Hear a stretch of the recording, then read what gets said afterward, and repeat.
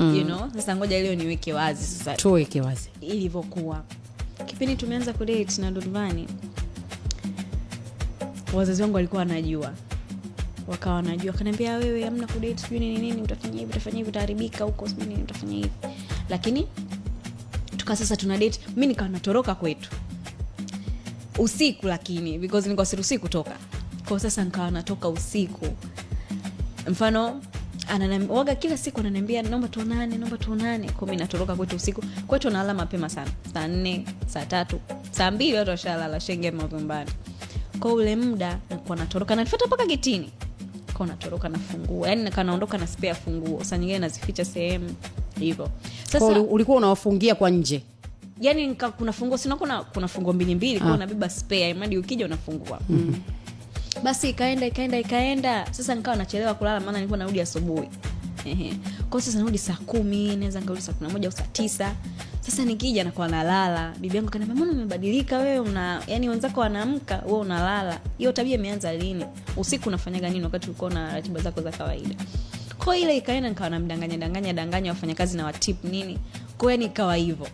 Basi kuna siku bibi yangu akawa hajalala. Sijui anaelewa. Kwa akawa ananiangaza, ananisikiza.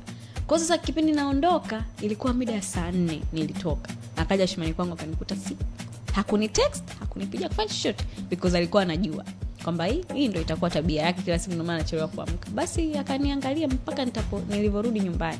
Na nashaka nafungua mlango wangu chumbani na mkuta chumbani. Saa ngapi hiyo unarudi? Saa 11.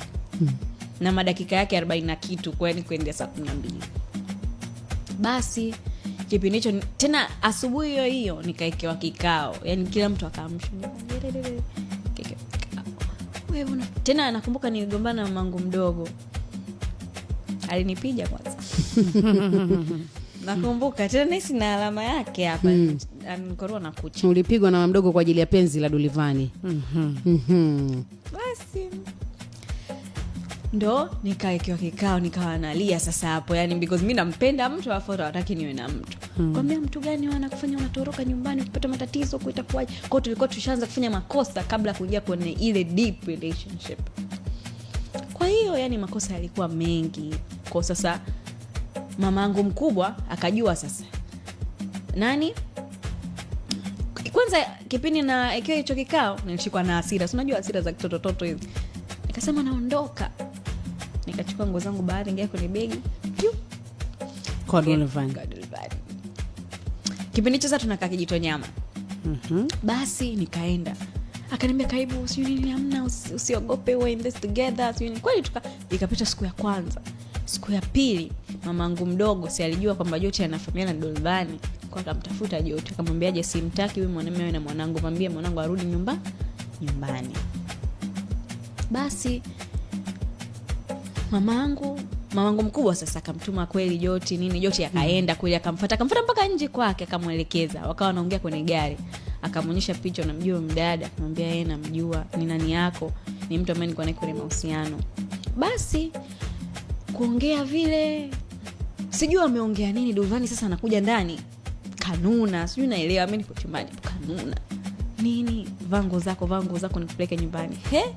Shida nini tena? Vango zako nikupeleke wapi? Nyumbani. Nikasema jamani, nipeleke nyumbani tena? Na mimi hapo ujeuri, unanipeleka nyumbani kufanya? Basi nipeleke na usinifuate tena, tusiongee kabisa. Basi tunafika njiani, mtu anaanza kuongea maneno, anatoa maneno ya uchungu. Tukafika barabara ya kwetu, nashangaa mtu anaanza kulia. Naambia unalia nini? Machozi kabisa analia. Naambia unalia nini? Nikamwambia usilie bwana, si unajua kuna 1 2 3 ndo struggle za maisha, usifanye hivyo. Akaniambia hamna Maru, mimi nakupenda, la familia yako inanichukuliaje mimi, sijui nini na ninaje, sijui nini. Uweze mimi mwenyewe nikaanza kulia kwenye situation. Nikamwambia usilie bwana, si unajua kuna 1 2 3, usilie. Basi kweli akanirudisha nyumbani, nikaingia kweli nyumbani. Familia yangu haikuniongelesha, yani ilikuwa kama imeninunia, yani sio unaelewa.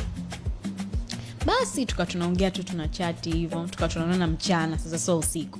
Ikaenda nikaona kama wazazi wamepotezea. Sasa unajua ukiona watu wametulia mnaongea tena mmerudi tena ile kiurafiki nini. Kwa sasa nikarudia tena ile tabia yangu ya usiku. Ikaenda. Hapa mamangu bado hayupo da. Yuko wapi? Yupo Chunya.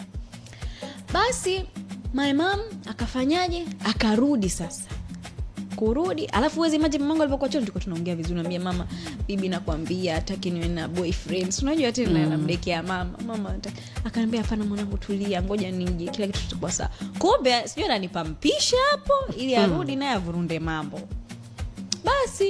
Basi bibi akinifukia, ngoja mamangu aje. Alafu mimi nimeelewa na bibi.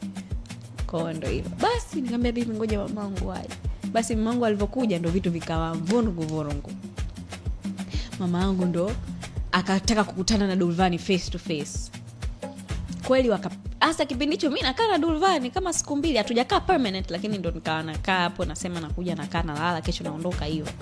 Basi mama yangu akamuita Dulvani, wakameet kabisa. Alikuwa mama yangu na mkuu wangu, Dulvani akaenda na sijui ilikuwa rafiki yake hivyo. Basi kwenda wakakutana. Wakaongea na mama yangu, haya unataka kumuoa binti yangu. Kwa nini unataka kumuoa? Unampenda binti yangu, utampa kile kitu unachotaka, utamhudumia, utafanya hivi, utafanya. Kwa wakaongea, mimi sikuwepo. Sasa kipindi niko nyumbani, Dulvani ananipigia simu. Tena akaniita kwa jina langu halisi. Sinaelewa. Ambalo wewe kumtajia.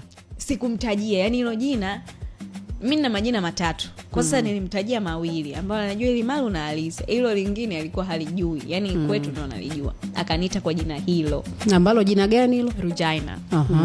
Basi kuniita nikashtuka. Vipi tena huko maongezi? Mimi nikajua kila kitu kitaenda sawa. Akanipigia, Rujina, nenda nyumbani. Nikamwambia kwa nini mimi sitaki kurudi nyumbani? Akaniambia kama unanipenda utarudi nyumbani ili tufuate masharti ya wazazi.